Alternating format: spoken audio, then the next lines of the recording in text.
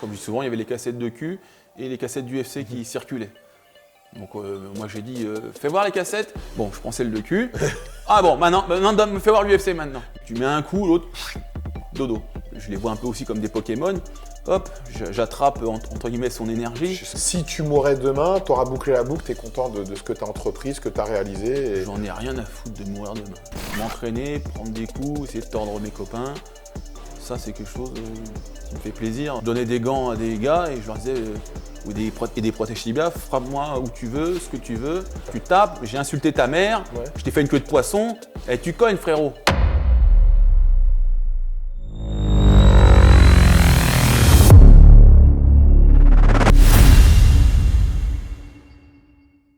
Les amis, grâce à cette activité de youtubeur, j'ai la chance de rencontrer des personnes extraordinaires et hautes en couleur.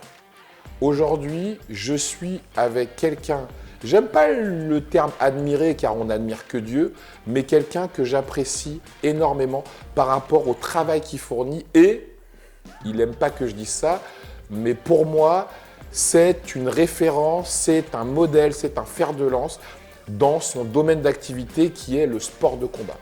Et ce n'est pas un domaine qui plaît à tout un chacun, c'est un domaine qui est d'ailleurs très décrit dans notre pays. Lui, il a réussi à humaniser, à rendre ludique et surtout humoristique une activité, une discipline qui ne l'est pas.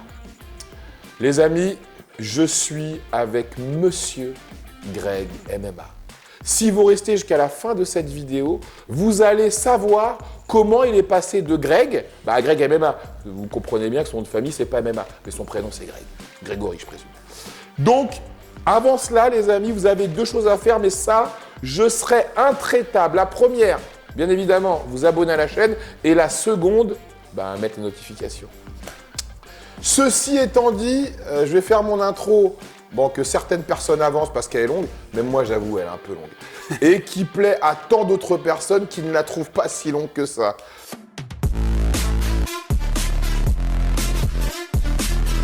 Je prends une grande respiration et j'y vais.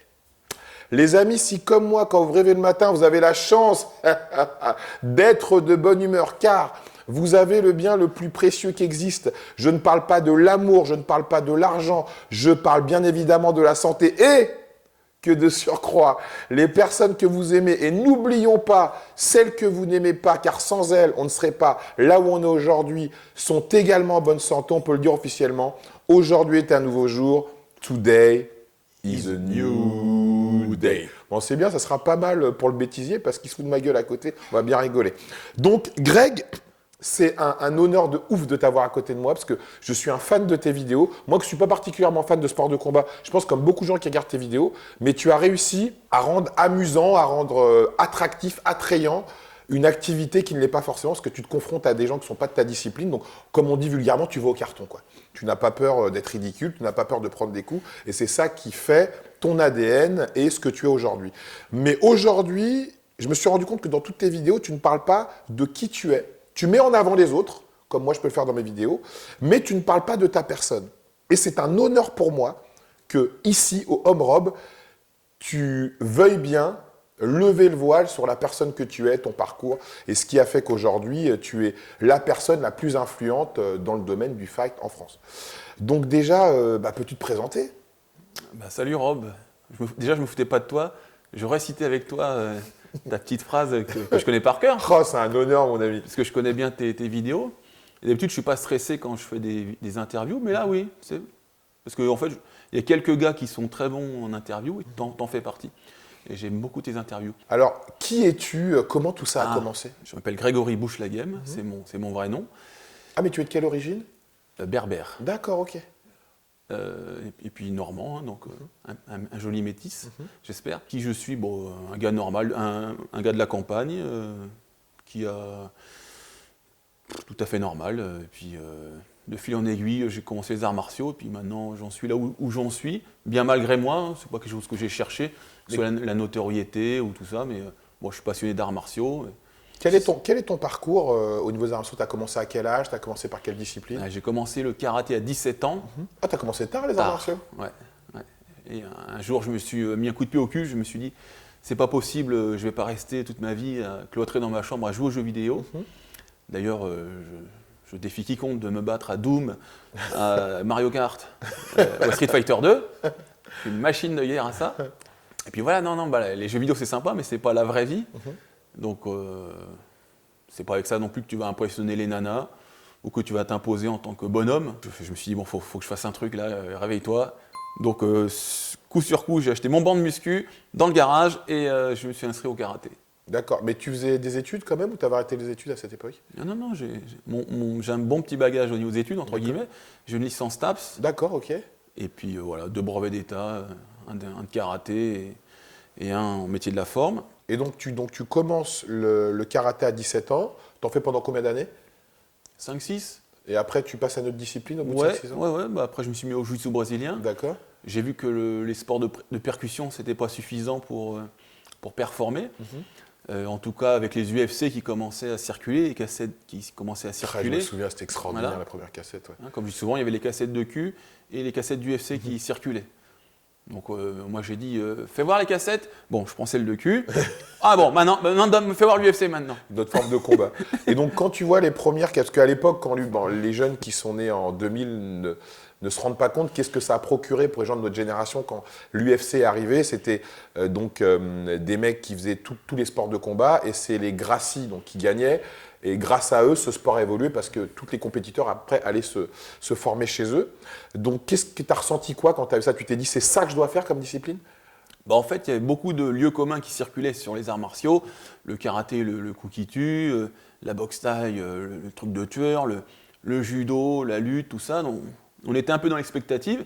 Et à chaque fois, c'était le fameux débat, c'est qui le plus fort entre le rhinocéros et le crocodile, le gorille. Voilà, bah, nous, c'était le karaté, le judo, la boxe thaï, c'est qui le plus fort. Et moi qui faisais du karaté, par exemple, j'avais toujours cette idée du coup qui tue. Tu mets un coup, l'autre, dodo. C'est dû à Bruce Lee, j'imagine? Bah aussi c'était du kung-fu, mais je sais pas, je pense que chaque discipline prêche pour sa paroisse, et puis de fil en aiguille, il y a des légendes qui se créent, et puis après, elle rentre dans notre inconscient. Et puis d'ailleurs, je pense que c'est pas qu'avec les arts martiaux que ça se fait, ça fait avec beaucoup de choses.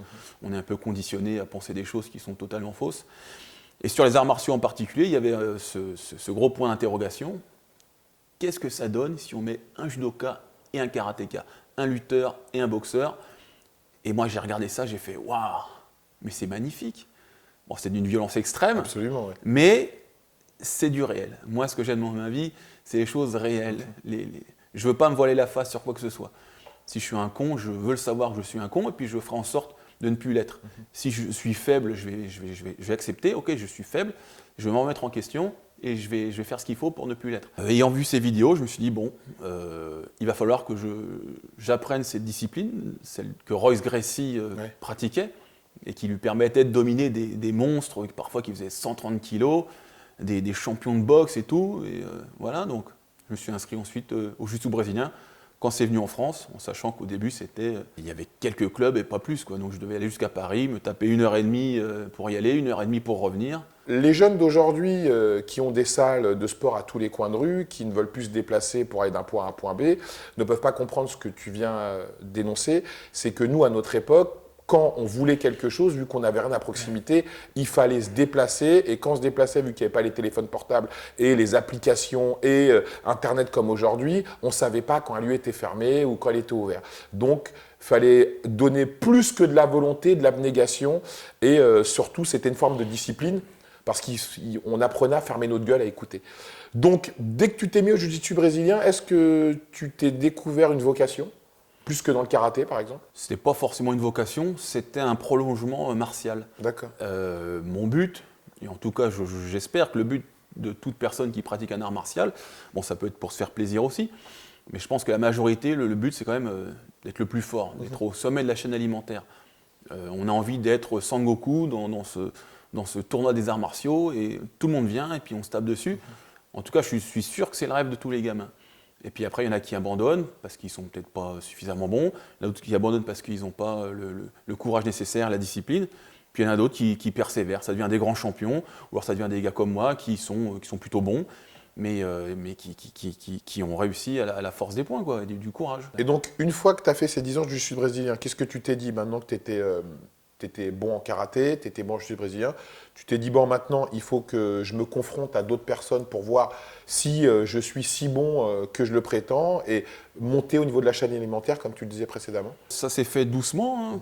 Tant mieux d'ailleurs. Au début, il y avait des petites compétitions un petit peu clandestines, mais bon, à l'arrache, donc ça permet de prendre confiance.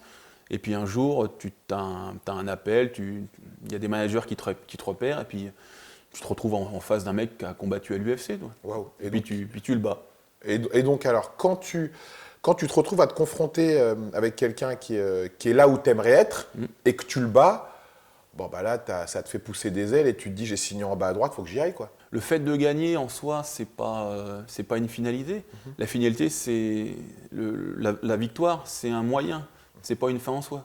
Parce qu'en fait, ma recherche, elle est infinie, elle ne sera jamais finie. Parce qu'il y aura toujours quelqu'un qui va me botter le cul, il y aura toujours quelqu'un de plus fort que moi. Il faut essayer de se maintenir en haut.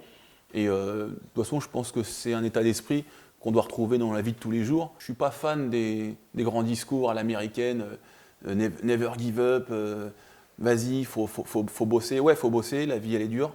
Je pense que l'important, c'est d'aimer ce que tu fais. Quand tu trouves ce pourquoi tu es fait, quand tu aimes ce que tu fais, là tu peux être vraiment bon. M'entraîner, prendre des coups, essayer de tordre mes copains, ça c'est quelque chose qui me fait plaisir. Je suis content de me lever. Et... De botter le cul à quelqu'un. Ouais, ou de me faire botter le cul, tu vois. Ce qui arrive souvent dans mes vidéos d'ailleurs. Et donc tu as combattu en UFC, donc? Alors j'ai pas combattu en UFC, j'ai combattu 5 combattants de l'UFC, j'en ai battu 3, et moi j'ai combattu au Pride. D'accord, ok. Et donc qu'est-ce que ça a donné le Pride pour toi? J'ai pris une bonne déculottée. C'était le numéro 1 ou 2 mondial à l'époque. Waouh. Paulo Filho, voilà, de la Brazilian Top Team, un partenaire de Minotaur, de Ricardo Arona. J'ai perdu la décision.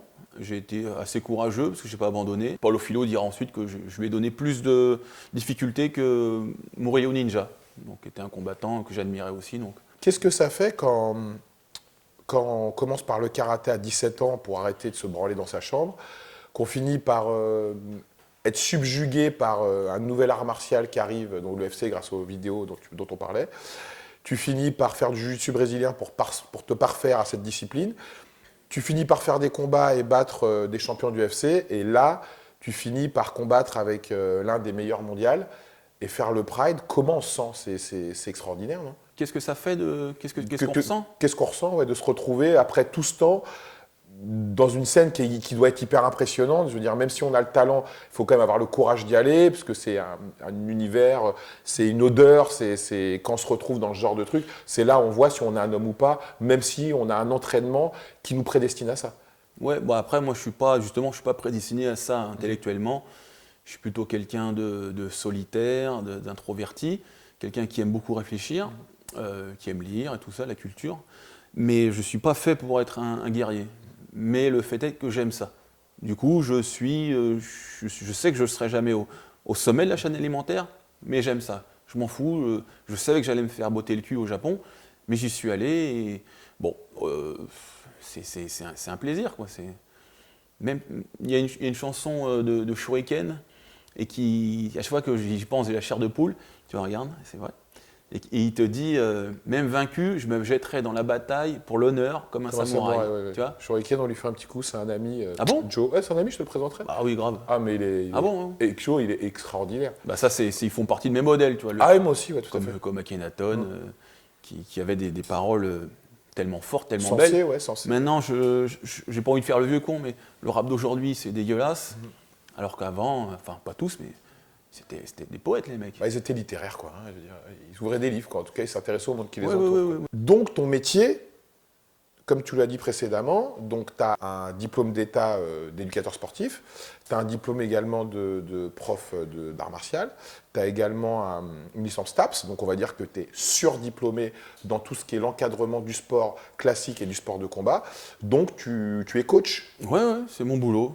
Je gagne ma vie en donnant des cours d'arts martiaux, des cours particuliers en muscu ou sport de combat. Ça fait combien d'années que tu fais ça maintenant? Aussi loin que je m'en souvienne, j'ai fait ça toute ma vie. Hein. C'est pour ça, parfois, je dis que je n'ai jamais travaillé de ma vie. Bon, il y en a, ils te disent, bah, je suis rentier ou quoi. Non, mais pour moi, c'est pas du travail. Tu fais que du kiff tous les jours, quoi. Tu vois tes élèves progresser, ça fait plaisir, tu donnes du plaisir aux gens.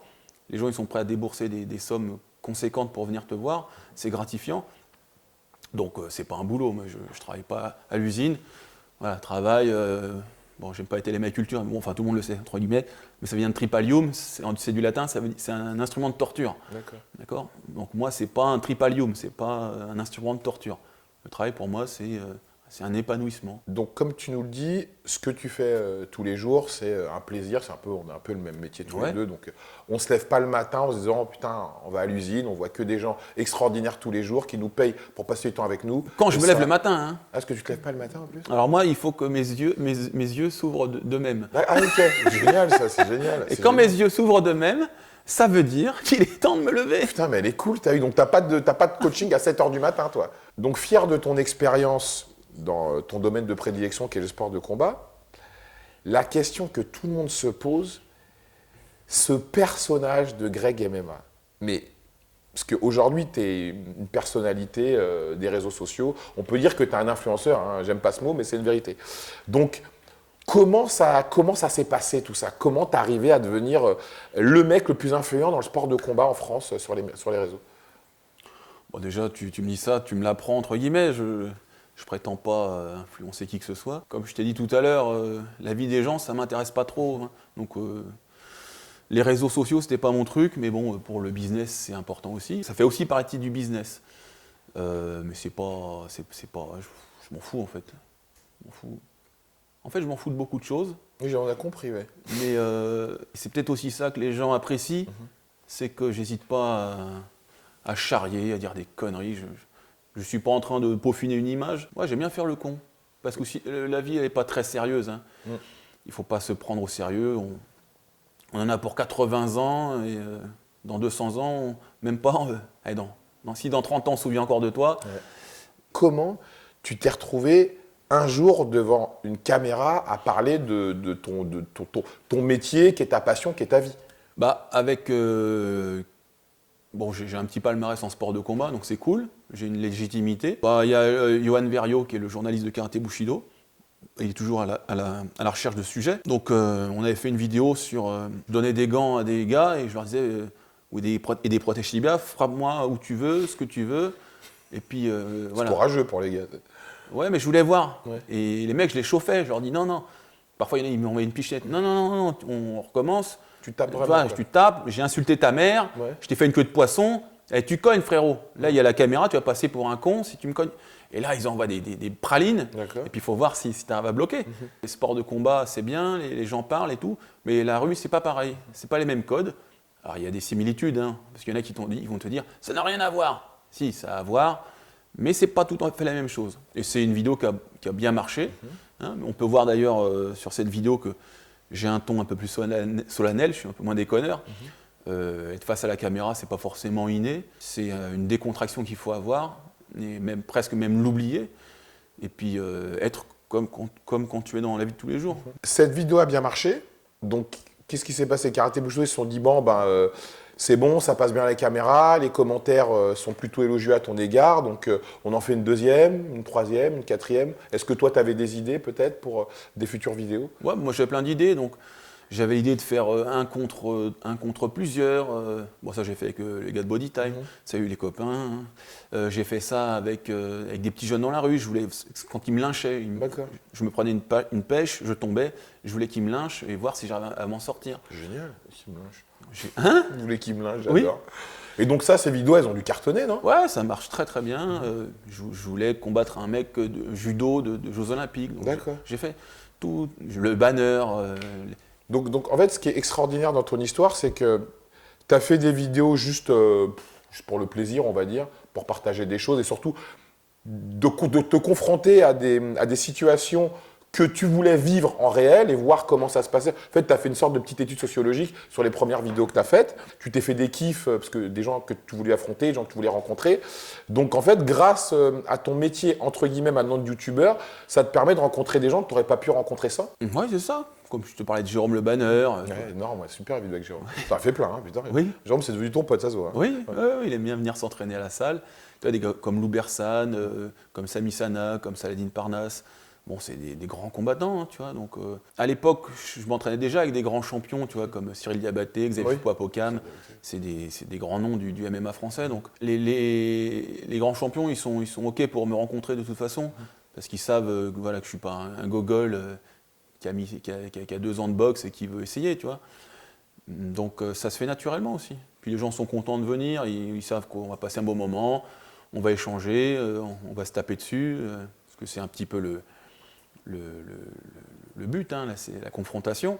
Ça peut paraître bizarre de se taper dessus et ensuite de se serrer dans les bras, mais voilà, c'est quand il y a un commun accord, ok, on peut faire ça, on peut faire ci, ok, on y va. Donc, au début, tes vidéos, c'était une sorte des expériences sociales que tu faisais. Et j'ai l'impression que depuis quelques temps, depuis plusieurs mois, ton but, c'est de valoriser le travail de profs, de combattants, de champions qui ont des salles, même si pour la plupart, qui n'ont pas forcément la notoriété et la lumière que tu as, pour leur permettre d'avoir un peu de notoriété, de parler de leur travail. Et en plus, tu le fais en allant en carton. Je veux dire, toi, tu vas te battre face à des champions de boxe thaï, où tu prends des coups, parce qu'en règle générale, tu prends quand même pas mal de coups, quand même, toujours avec le sourire. Donc, comment ton format il a changé pour finir par être un format où, en fait, tu es assez vertueux dans ta démarche, en fait. Tu permets à des gens d'avoir une exposition. Tu fais des vidéos avec des millions de vues. Donc, c'est énorme, par exemple, pour un mec qui a un club dans le 20e, par exemple, tu vois. Donc, comment tu as eu l'idée de faire ce format-là ? Aller voir des champions, de toute façon, pour moi, c'est un honneur. Et je peux échanger, je peux apprendre quelques techniques. En fait, moi, je vois aussi un peu, je les vois un peu aussi comme des Pokémon. Hop, j'attrape, entre guillemets, son énergie. C'est sympa pour le bonheur, c'est un Pokémon. Un gros Pokémon. Un gros Pokémon. Il faut une grosse boule pour qu'il rentre. Ah oui. Alors, méchant le Pokémon. Donc, j'apprends des choses à chaque fois. Donc, moi, je progresse. Le gars, ça lui fait une pub, je suis content. Tout le monde est content. Écoute, moi, je prends mon plaisir de toute façon. Et je pense que c'est la meilleure façon de se transmettre des bonnes ondes. Si t'es que si tu ne fais que prendre, ben d'ailleurs, on parlait de la vie et tout ça, il nous dit aussi, hein, la vie c'est ne pas prendre, la vie c'est l'amour, la vie c'est donner. De prendre ce n'est rien, le but c'est l'amour. Donc, ça fait très Patrick Sébastien, mais je suis d'accord avec ça. Hein. Totalement aussi. Tu sais, Rob, moi j'ai eu des hauts et des bas dans la vie, donc je suis monté très haut, je suis descendu très bas, je me suis rendu compte d'une chose, c'est que ça ne change pas énormément. Hein. Quand tu as plein d'oseille, tu peux t'acheter des trucs, mais franchement, ça ne change rien. Bon, c'est bien, tu n'as pas besoin de calculer tes sous quand tu vas faire les courses, mais moi, j'ai pas envie de m'acheter de Ferrari. Pendant des années, j'ai vécu dans 9 mètres carrés. Maintenant, j'ai 18, tu vois. Waouh! T'as doublé? Non, je suis un ouf! Sérieusement, t'as 18 mètres carrés? Ah oui, 18 mètres carrés. Non, sérieux, vous avez 18 mètres carrés? Oui! Et première fois que je vais dans mon appart, 18 mètres carrés, je suis sur le lit là, puis je vois une porte au fond et elle est ouverte. Et je fais, il y a quelqu'un qui va passer. Non, c'était à moi aussi. C'était la salle de bain. Ouais. Donc t'es un youtubeur à succès qui vit dans 18 mètres carrés à Paris. Ouais. Et voilà, moi je roule pas sur l'or. Non, ça va, hein. Mais je m'en fous en fait. Vivre dans 100 mètres carrés, avoir une belle voiture, pour moi, ça n'a aucun intérêt. Moi, je suis dans mon métro, j'ai ma veste déchirée, j'ai ma paire de chaussures en solde, j'ai la même à chaque fois. Moi, j'ai mon pote Michael Cohen, il me donne des vêtements, il me les donne. Je fais, oh, il me donne des Air Max, il me donne des Air Max. Je fais, elles sont sympas tes chaussures. Et après, les gens ils me disent, putain, tes chaussures, elles sont top, c'est des Air Max. Je fais, c'est quoi, c'est des... J'en sais rien, moi. On me donne des fringues, je les mets. Moi, ce qui m'importe, c'est cultiver mon esprit et mon corps. Ton moteur, ce qui t'intéresse, c'est de partager ta passion avec les gens, ce qui leur permet de se divertir, de se sentir mieux, et accessoirement, s'ils peuvent apprendre à se défendre, à apprendre certaines techniques, et connaître et mettre en lumière des personnes qui font des disciplines autres que la tienne et qui n'ont pas la lumière que, selon toi, ils méritent, ça te suffit. Oui, bon, après, on va doucement, je ne suis pas l'abbé Pierre. Ah, et on est d'accord quand même. Je gagne bien ma vie. Bien sûr. Je gagne bien ma vie. Mais, et après, si je peux faire plus de fric, ben, j'en ferai sans aucune vergogne. Hein, tu m'as parlé de m'aider dans ce... Nous allons bosser, je vais bosser avec Greg MMA, les amis. Dans ce sens, voilà, tu vas me teindre la barbe, tu vas mettre les dents blanches. Ah ouais. Il va ressembler à un mec de télé-réalité. Oui. On va lui mettre du Balenciaga, il va rouler en féfé, voilà. tu veux la lessive et tout? Non, mais pourquoi pas? Moi, ils me vendent si je peux vendre de la lessive et que la lessive, elle est bien, moi, je vais la vendre. Il y en a, ils m'ont contacté. Bon, peut-être que je le ferai, mais c'est du truc HBD. Ah oui, CBD. Ouais, j'ai regardé, j'ai fait, ça me gêne un peu, tu vois, c'est un peu de la drogue. Ah, je sais pas ce que c'est, mais je leur ai dit bof, tu vois. Parfois, je dis non à des gens, mais bon, ça se trouve, c'est des conneries, c'est peut-être bien, mais c'est même pas le propos. Ça demande des efforts de faire du business. Par contre, tu vois, c'est les gars à qui je jette la pierre, les influenceurs bidons. Ils se reconnaîtront, de toute façon, on sait qui c'est. Ils sont quand même bons dans leur domaine. Ils ont compris l'ère du temps. Tu vois, ça, c'est important. Et l'ère du temps, elle est à la médiocrité, elle est à l'instantané, elle est à la légèreté, voire à la vulgarité. Maintenant, tu vois, les mecs comme Laurent Baffy ou Jamel Debbouze à son époque, qui étaient extrêmement pertinents, mais ils étaient vulgaires parfois de temps en temps, mais ils avaient cette intelligence sociale qui méritait d'être reconnue. Tu vois, aujourd'hui, c'est n'importe quoi. Les mecs, tu les regardes, je les regarde et je suis atterré. Je fais, ah d'accord, c'est ça que les jeunes ont comme exemple? C'est à ça qu'ils veulent ressembler? Ouah, et on parlait des enfants tout à l'heure, j'en veux pas d'enfants.